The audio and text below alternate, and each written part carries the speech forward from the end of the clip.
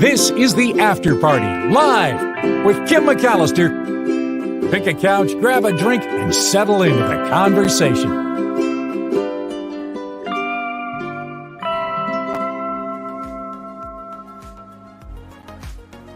Welcome to the After Party Live. It is a Monday, Eclipse Day. It's over now. A lot of people saw it. A lot of people loved it. Looking at the pictures from around the world, pretty fun. Not much to see here in Petaluma. I had a chance to run out and do the colander method, and it wasn't very exciting, but my little budding astronomer thought it was all pretty neat. So that's good. If you had a chance to check it out, let me know what you thought about it in the chat. Otherwise, let's get into this because one of the things I thought was interesting, and we talked about this a couple of days ago, was that NASA was planning all these studies during the eclipse. They were going to take planes up with instruments, right, to study the sun, to study wavelengths, all of these things. And there's another story that I saw pop up today about another way in which NASA was doing a study. And it turns out, put up a drone as well. So they had aircraft, and then they had this Eclipse drone. It doesn't look like much, but they put it up in the sky. It's an unmanned drone 2 miles high to study radiation during the eclipse. They wanted to check it out and see what happened. So a team of 6 researchers from NASA's Langley Research Center in Hampton, Virginia, traveled to New York to study the eclipse with this specially modified Alta-X unscrewed aircraft system. NASA said the researchers attached weather sensors, like the kind used by the National Weather Service on weather balloons, to this drone to fly it about 2 miles up, which they say is higher than an unmanned aerial system has ever flown before. So they were collecting data on temperature, relative humidity, pressure, wind, all of these things to test an alternative data collection from standard weather balloons. So something they decided to do during the eclipse to check out those types of things. I thought that was something a little bit interesting that was happening as well. It's funny. They have pictures of NASA astronauts wearing the glasses, everyone wearing the glasses today. Let's get into the animal stories because Dee, thank you so much, sent me this great story. And this one has to do with this little baby orca that was stranded. Check this out.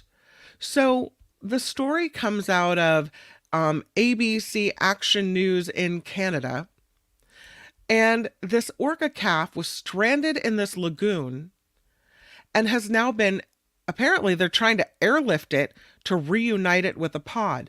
Its pregnant mother died in this lagoon in March. And so it's a little tidal lagoon right off of northern Vancouver Island. And now they're trying to get this young orca back to its extended family. Usually you hear orcas being airlifted to like SeaWorld or for some purpose that I would consider nefarious, right? In this case, they're trying to airlift this little guy back to his family.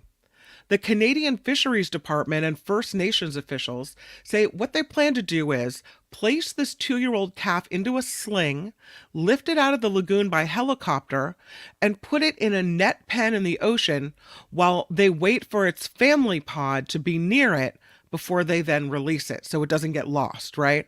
So they hold it in a pen, the family comes by, boom, release, and reunite. They have not been able to coax this whale out of the area. They have tried all kinds of methods. Its pregnant mother was stranded at low tide in the lagoon and died at the end of March.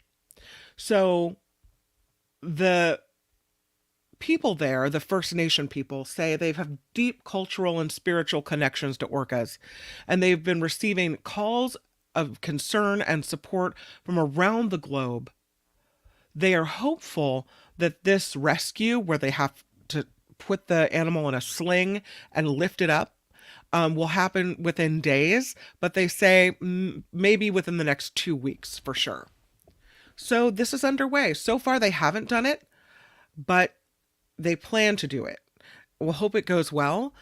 I worry about the stress on an animal when you take it out of its habitat like that and what that does. But if they don't do it, then, these are very social animals and this is how they live in groups. So again, thanks to Dee for that story. And I'll keep following it to see if they manage to get this animal where it needs to be, this little one. There's a lot of Huskies at this pet cafe. Usually you think of a pet cafe, you think they have a few cats, maybe a few dogs. That's not the way it went down at the pet cafe. They have 100 Huskies at this pet cafe in Shenzhen, China. That's a lot of them. And apparently they broke free and they broke into a mall and they were running everywhere. I have video for you. Let's check it out. I mean, there's a lot of Huskies, you guys. It's pretty dramatic. Here it is. Let's check it out. Okay. Oops, I don't have it. Hold on. There it is. Yeah.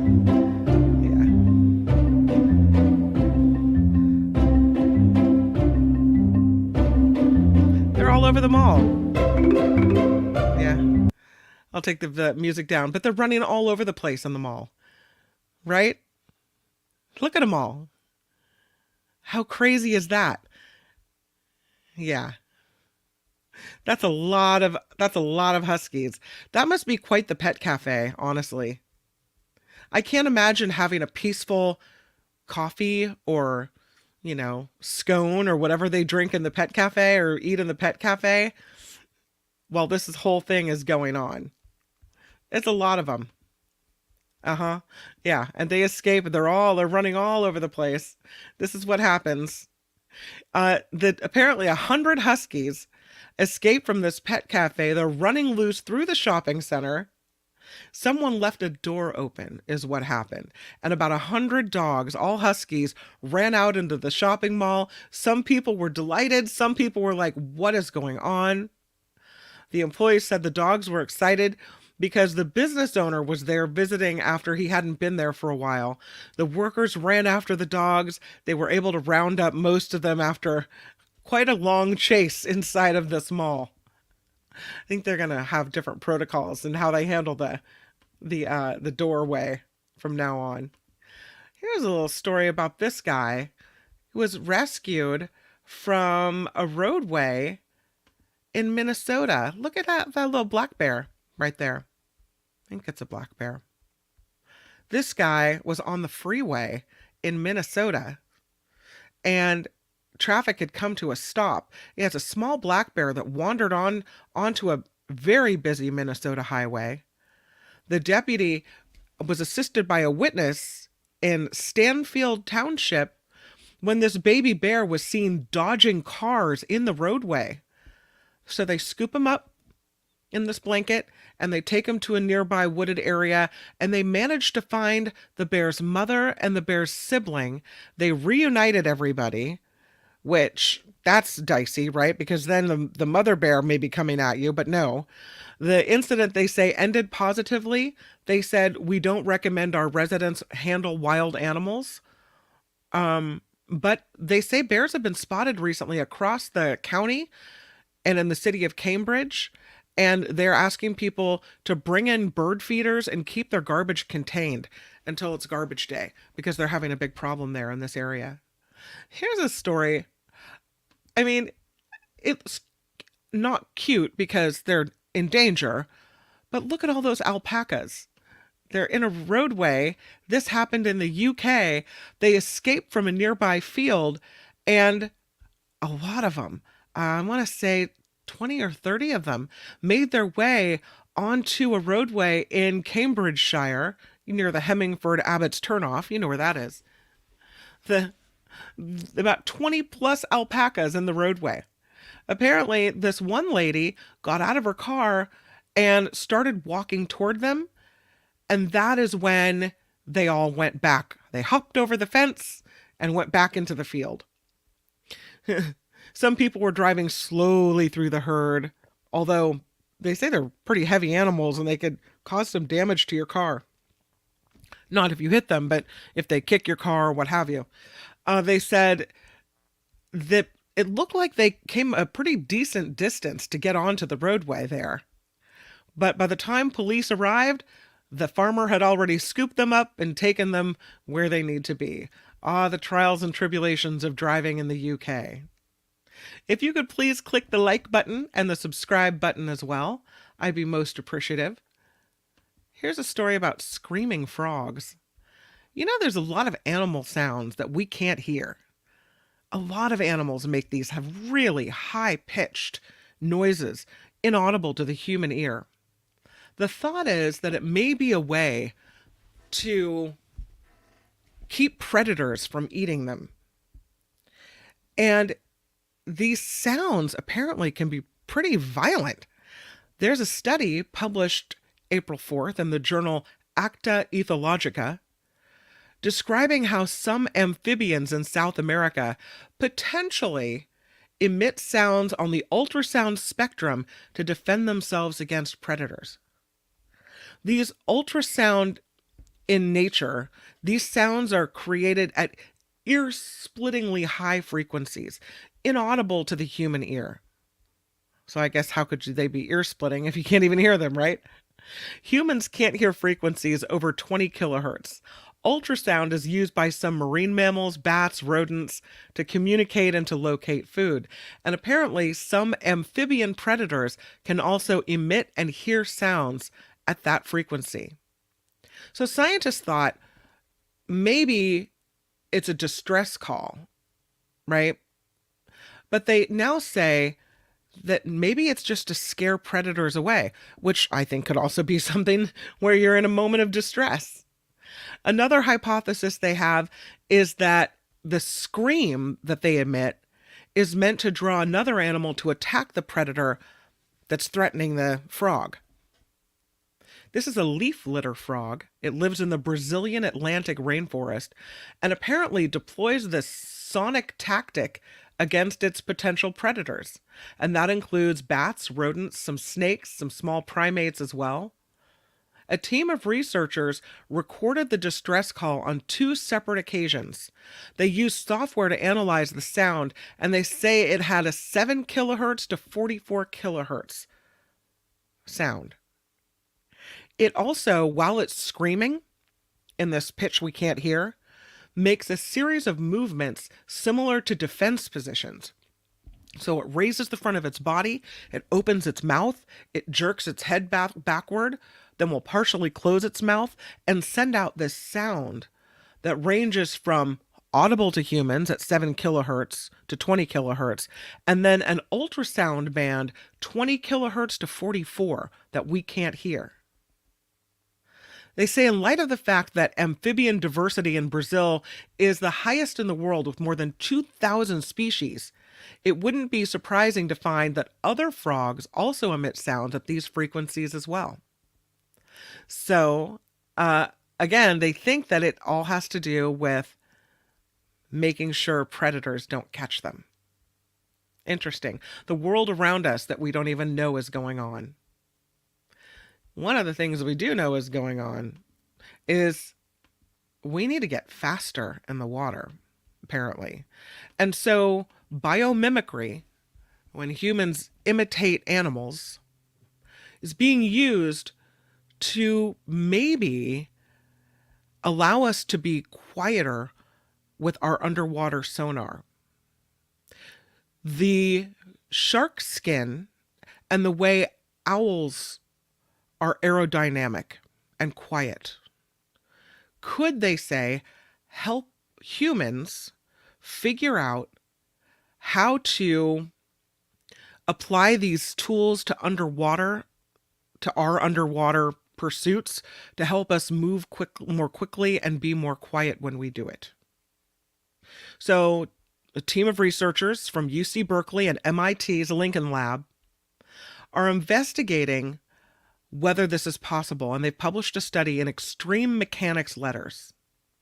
And they say these designs that they're looking at, owls with their tiny feather ridges that allow them to fly silently, this textured skin of sharks that allow them to move quickly and more quietly, could be adapted to improve the towed sonar arrays, TSAs, that are used by ships and submarines as well.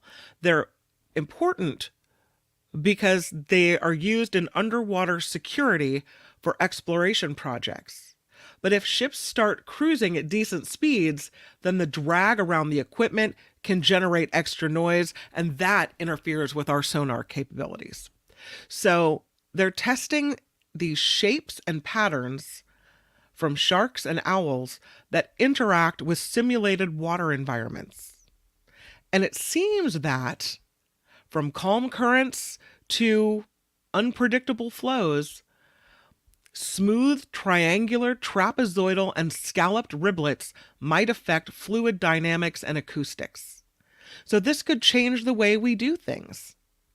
It's only simulated right now, but they're trying to reduce the intense pressure fluctuations generated by water flow and the array wall, leading to the noise pollution.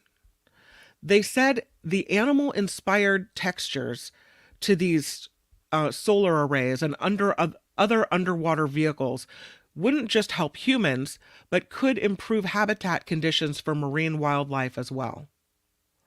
The systems reliant on riblet patterns could make for quieter operating, reducing the chances of artificially disturbing surrounding ecosystems during studies, during all the times where we're down there looking at these things. They did say it's very hard to simulate shark skin, but they're going to keep testing it and they're going to keep deploying it. And they think these new designs, this is the quote, show the vast potential of biomimicry in advancing engineering and technology. Yeah, all about the world around us, right? Did you hear about this comic? I'm telling you, people have money to spend on a lot of interesting things. This is a comic featuring Superman's debut, and it just sold and broke records. It became the most expensive comic book ever, getting $6 million at auction. Heritage Auction says this copy of Action Comics #1, the 1938 comic book featuring its first appearance of Superman, attracted a record-breaking high bid, $6 million on Thursday. So it's got Superman on the cover, as you can see there, lifting up the car.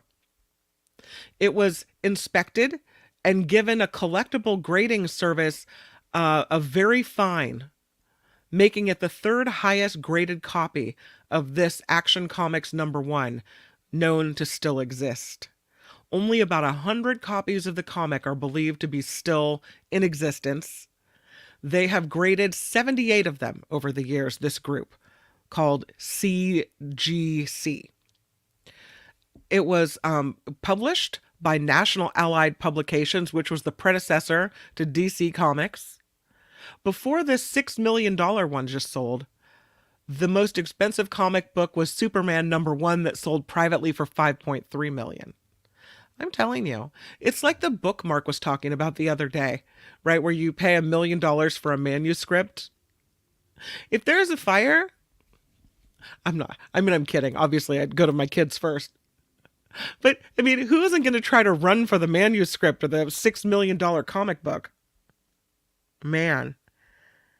And I just, what do you do with it? You want to keep it in its grade, in its current condition. So you probably have to take all kinds of good care of it and keep it in a seal and never open it, right? So what is it then? Just a collector's item to have? And yeah, no thanks. Interesting though. People give tips all the time. This guy uses it to his advantage. He decides he gets this tip, $5 tip. Kind of like Luis, right? Gives us a little tip in the after party tip jar. We go to buy the lottery ticket. It didn't win this $1.3 billion. Somebody in Oregon, I think, won that over the weekend. But this Lyft driver gets a $5 tip. And he goes to use it for a lottery ticket. He buys a scratch off for $5 and he wins $150,000. Now that's a tip, right? He said a customer handed him a $5 cash tip. So he stops at a 7-Eleven and he just decides, I'm going to use this $5 to buy a Strike It Rich scratch off ticket. And that he did. Scratched it right off for 150 grand. He said, I was pretty stoked. I even got a little lightheaded. He didn't say what he's going to do with 150 grand, but that's a pretty nice paycheck for a day, for sure. The sad part of this next story is that when you have a new world's oldest person, it means the oldest person had to die, right? But unfortunately, that's what we have now. A new oldest person in the world. This is a man who is 111 years old. He's from the UK, and he's now named the world's oldest living man. His name is John Alfred Tinniswood. He's of Southport, England, and he becomes the world's oldest living man after a Venezuelan man who was 114 passed away on March 31st. And then the former second oldest living man, 112-year-old man from Japan, also died. And that leaves Mr. Tinniswood, who is 111. He lives at a retirement home in Britain, and Guinness World Records has given him the plaque as the world's oldest living man. Is that what it is? Oh, oldest living man. I mean, better than the alternative, oldest dead man. No. They say he still gets out of bed by himself, manages his own finances. He listens to the radio, thank you, every day to keep up with the news. And he says, how have I lived so long? Pure luck. He said, you either live long or you live short, and you can't do much about it. He doesn't follow any special diet. He does find moderation to be the key, though, in remaining healthy. He said, if you drink too much, or you eat too much, or you walk too much, if you do too much of anything, you're going to suffer eventually. He had 1 daughter, 4 grandchildren, 3 great-grandchildren. There you go. There's a woman who lives in Spain, Maria Brañas Morera. She has the title of the world's oldest living woman and oldest living person. And she is 117 years old. Wow. He's 111. So he's got some time to make up on her. We'll see. Congratulations. I mean, I guess I'd always be a little nervous about being the oldest because you know what comes next. Here's a story I'm hoping might help someone out there who may be experiencing long COVID or the aftermath of long COVID. Scientists are now saying, or they've done a study that indicates that people with long COVID may be able to exercise to improve their health. And until now, that's been discouraged. If you're having trouble breathing, if you're struggling, they would say just don't exercise. Well, now the World Health Organization and other major bodies as well have said that people with post-COVID should avoid intense exercise, is what they had said. But new findings show long COVID patients do just as well after exercise as healthy people, even though they had more symptoms to begin with. And by equally well, what they mean is they didn't worsen their symptoms if they exercised or negatively affect their body during the 48 hours after exercise that they were observed. So what was thought was that exercising with long COVID could actually be harmful. Folks with long COVID can experience extreme fatigue, shortness of breath, elevated heart rate, even muscle weakness. And the thought was all those things are made worse or exacerbated by exerting yourself. So they looked at 31 people with long COVID and 31 people that are healthy. And they did 3 different exercise sessions consisting of high intensity interval training. Then they did moderate intensity aerobic exercise on an exercise bike as well as strength training.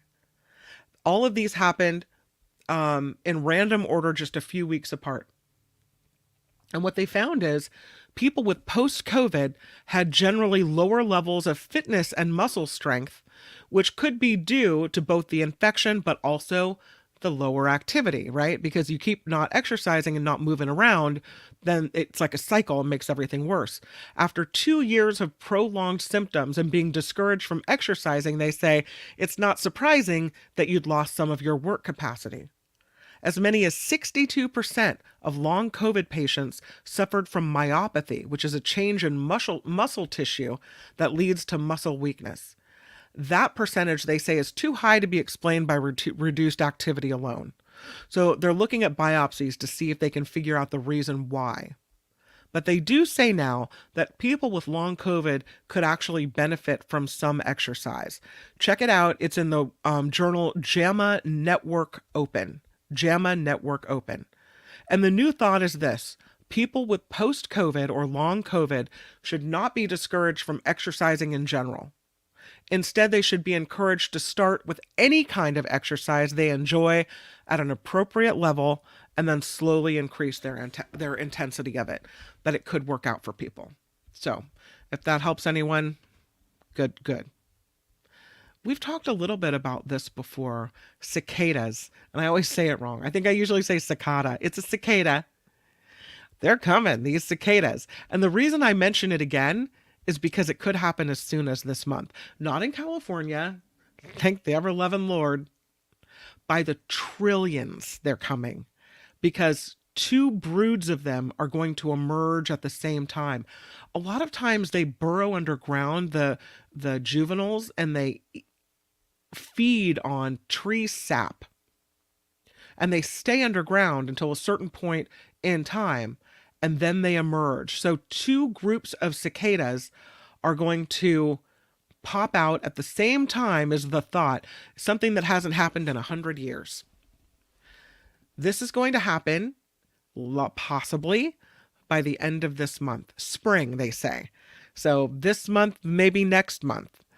It's going to happen in 16 states, from Maryland to Oklahoma, Illinois to Alabama.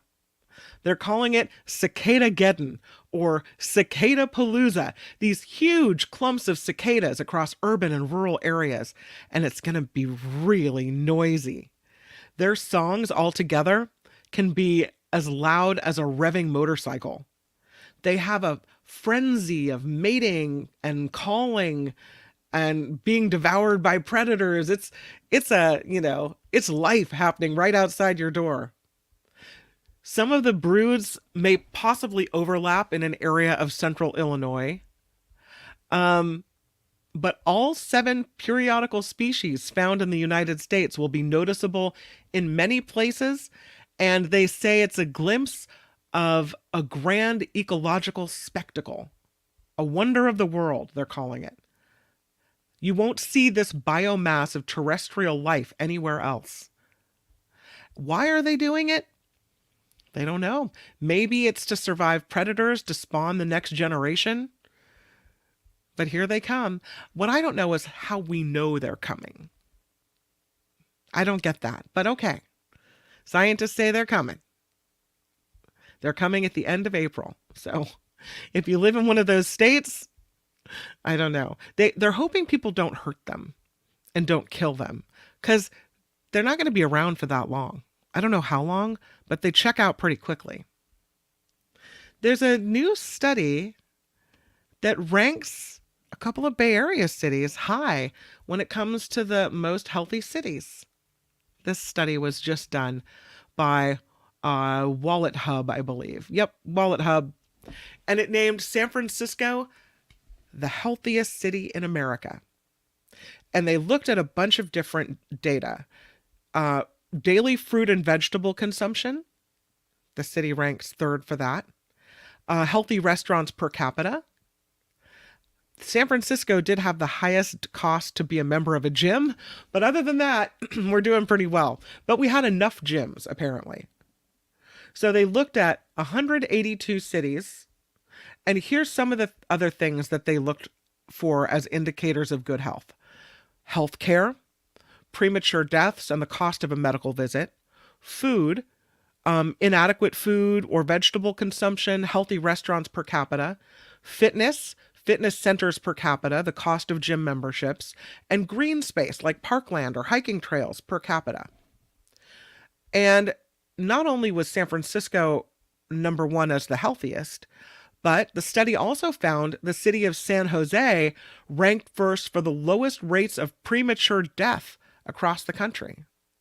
Some of the other healthiest cities in America after San Francisco include Honolulu and Seattle. The second healthiest city in California, San Diego. So things are going pretty well in San Francisco if you're talking about health. A lot of people were concerned, speaking of health, about Jackie Chan as we switch to some entertainment news. There were pictures being floated of him. You can see on the left there. He's kind of got white hair, looks a little older. And he said people were really concerned. They started messaging him. He had his 70th birthday over the weekend. I would argue it's okay to look old when you're 70. But he said no. He was sporting this gray hair because he's making a movie where he has gray hair. But people were really worried about it. So he turned 70 on Sunday, and he said a lot of friends were concerned about his health after this photo of him surfaced. In one, he has a white beard. He said, no, not so long ago, friends saw some recent photos of me on the internet, and they were concerned about my health. He said, I want to take this opportunity to let everyone know, don't worry, it was just a character appearance for my latest movie. And the character, he said, requires me to have white hair, a white beard, and look old. He said he's always been willing to try new things for a movie, even if it's a challenging stunt or a breakthrough appearance for a character. He said, even before today, many friends have been reminding me, Jackie, it's going to be your 70th birthday. He said, every time I hear this number, my heart stops for a second. I'm 70 years old already. He talked about reaching the age of 70, sharing gratitude for the words of his brother, who said being able to grow old is a very fortunate thing. He said, especially for stunt people like him. He said, we don't know how lucky we are to be able to grow old. Pretty good. So happy birthday to Jackie Chan. And don't worry, it's all for a movie. He doesn't really look like that in real life. Did you know that Beyonce has just made history? Her record, Cowboy Carter, has hit number one. She made history as the first Black woman to come in at number one on the top country albums chart. The album is called Act 2 Cowboy Carter, according to Billboard's. It tops the Billboard 200 albums chart, marking Beyonce's 8th time in topping the Billboard chart. But her, I guess one of the debut singles called Texas Hold'em was on the top spot of Billboard's Hot Country Songs chart. And though she grew up in Texas, a lot of people didn't expect this of her. So making history with Cowboy Carter hitting number one. I don't know if you saw this story. I think we knew this already, that Ryan Seacrest was going to take over for Pat Sajak on Wheel of Fortune. But he has come out and said he's feeling pressure when it comes to replacing Pat Sajak. He said no one can ever do what Pat's done. He's incredible. He just made that show something so special for so long, and he's done a seamless, remarkable job, so no one can be him. And he said he feels a lot of pressure to fill Pat Sajak's shoes. He said people love watching him, and I want to keep people loving watching the show, and I hope to do a great job as well. So it's all going to go down as Sajak leaves after hosting Wheel of Fortune for more than 40 years. Sajak, I think, will check out in June. His final episode will air June 7th. And I don't know why it takes so long, but Seacrest isn't expected to take over until September. So maybe they have so many shows recorded that he doesn't need to start recording until September. Pat Sajak will continue to be a consultant after his retirement on the show for at least 3 years. And Vanna White will be remaining through the 2025-26 season. They had quite a contract negotiation for that. And Seacrest says he is truly humbled to be stepping into the footsteps of the legendary. And he said he's been watching Wheel of Fortune all his life. So, I tend to think he'll do just fine. I think people like him, so it'll be good. Did you see this Disney town? Looks kind of interesting. This is a Disney town in California where there will be 2,000 themed homes. They all start at $1 million. You're able to take Disney art classes. You're able to have Disney dinners. There's a Disney clubhouse and a Disney lake that never changes color. This is all in Rancho Mirage, kind of Palm Springs-ish area, right? They call it an improbable fantasy world rising from the parched sandy ground. It's going to be situated at the intersection of Frank Sinatra Drive and Bob Hope Drive.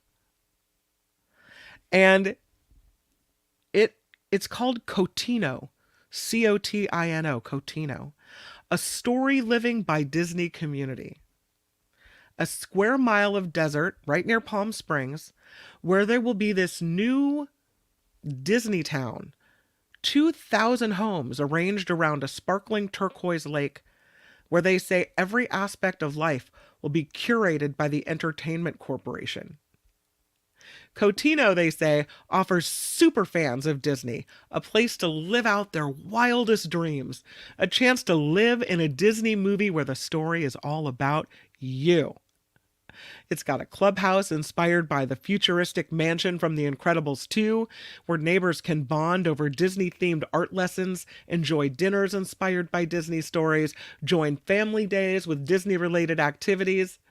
And all of these homes, so this is for the very wealthy Disney fan, are north of $1 million a mil.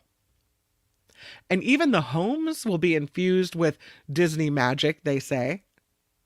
They've got a town center, a street market, where local artists will be selling Disney-themed arts and crafts, kind of like living in Disneyland, but not. No rides necessarily, but everything around you is Disney, Disney, Disney. Would you ever get tired of it? I mean, going to Disneyland once a year, maybe? You know, by the end of that, you're Mickey Moused out. I think living around it 24/7 would be a little bit much. But they have a 24-acre lake, a bold proposition for this area that they say is an extreme drought. They're going to keep it this unnatural shade of avatar blue all year round because of a new technology that's patented called crystal lagoons. Every detail honed by Disney Imagineers, every service provided by Disney cast members. They did this in North Carolina. They've got a 4,000 home development there, story living by Disney. And I guess people really love it. So, hey, I mean, if people are going to go to Cotino and buy these homes, at north of $1 million, yeah. The connection, the bond people have with Disney, they think is emotional enough to make residents cough up 20 grand to join Cotino's neighborhood club and $10,000 a year thereafter for the rest of their lives to be a member of the local club. So you're paying more than $1 million for the house, but in order to get all the amenities involved, you got to cough up 20 grand and then 10 grand a year thereafter. Wow. That's a lot. Cotino. It doesn't quite look like much right now. But when they're done with it, it's going to look like the rendering you see here. And I don't know exactly when it will be done. For people that are really interested in maybe, I don't know, joining the whole Cotino experience. It's a little much for me. I'm going to the chat to see what you guys think. But here's what it looks like right now. Kind of, I mean, they're getting ready, right? Here's what it looks like right now. Okay, I'm going to the chat to see what you guys have to say. This Disney town, says Lori, makes me disgusted. We have tens of thousands of homeless people that can't afford medical care. It's ostentatious and sick-making. Jim says some people love Disney enough for this. He says 20K start and 10K a year, plus wherever they hike it up. It's true. Wes says, I love Disney, but my lord, that's too much Disney. That's kind of how I feel. I mean, there are going to be people, just to respond to Lori, who are going to pay more than $1 million for a home. They're going to pay thousands of dollars to join their local club or clubhouse or whatever, right? Whether or not there are people starving on the street, there are people that are going to spend this money, right or wrong. I guess the question is, do you want to live a Disney-themed life? Is that what you want for yourself? To immerse yourself in this kind of pretend story. And for some people, it brings them joy and makes them happy, maybe. I don't know. Sandy says, I know the intersection of Sinatra and Hope Drive well. I used to go to an Irish pub. I guess not anymore. Look at it now. Yeah. This reminds me of the Truman Show. I don't know if they're going to be recorded, but yeah, I don't know. I think it would be a little too much. A little too much Disney going on there. Let's talk about this 3D printer. This one is mostly for Wes, who I know makes things with this 3D printer. It used to be that when you got a 3D printer, you could only use this polymer-based substance to create things in it. Well, there's a team of international researchers who've now developed an adaptation to potentially help with the polymer problem. They hacked it. And they used this hacking, whatever they did, to change the type of substance that you can use. So right now, most 3D printers have this blob kind of goo, and it's type of filament fabrication that's used, molten polymers layered on top of one another with this heated nozzle. And it's called, the way it happens is they use slicer software, and it informs all the little details of this device, like temperature, speed, and flow, all necessary to make the desired product or project. But engineers working with MIT's Center for Bits and Atoms, the U.S. National Institute of Standards and Technology, and the National Center for Scientific Research in Greece got together, and they decided we're going to do this with more eco-friendly products and not polymers. So they now have a mix of various ingredients that you can use. Plant-based polymers, for example, they say can change what's available season to season. Recyclable resins fluctuate depending on source materials, so the device's software parameters would need tweaking for every batch. But seeing as how they have about 100 adjustable parameters, it makes recyclable workarounds somewhat different. They published a study in Integrating Materials and Manufacturing Innovation, and they detailed newly designed mathematical functions allowing the shelf of the 3D printer's extruder software to use multiple materials, including bio-based polymers, plant-derived resins, and other recyclables as well. And they gave it 3 new tools to measure various factors like pressure, filament thickness, and speed. And once they got it working, they created a 20-minute test. And apparently it's successful. So now there's different types of substances that can be used and not just polymer plastic kind of stuff in your 3D printers. Algae, wood resins, and more used to make up the newest materials that you can put into your 3D printer. if it's hacked and given all these new tools to use it. Here's another animal story I wanted to make sure we got to today. And this one is about red flag legs. See how this creature has these little red flag, little red things flopping on its legs? It's kind of interesting. This creature is called a matador because it's named after bullfighters. It's known for having these red flag decorations on hind legs. Hind legs, by the way, which they can ditch and just leave behind. These insects are native to Colombia, Costa Rica, Ecuador, Panama, Venezuela, and Mexico. And for a long time, scientists have looked at these red flags on their legs and they haven't known exactly what they are used for, what the purpose of them is. New study, this one out of the journal Behaviors Ecology, finds that fancy leg-waving flag is part of the matador bug's elaborate defense strategy. They have these removable hind legs, and the male and female matador bugs apparently like to flaunt their flags. But the waving behavior didn't change if there were potential mates around or not. And so researchers were thinking, is it about potential predators maybe?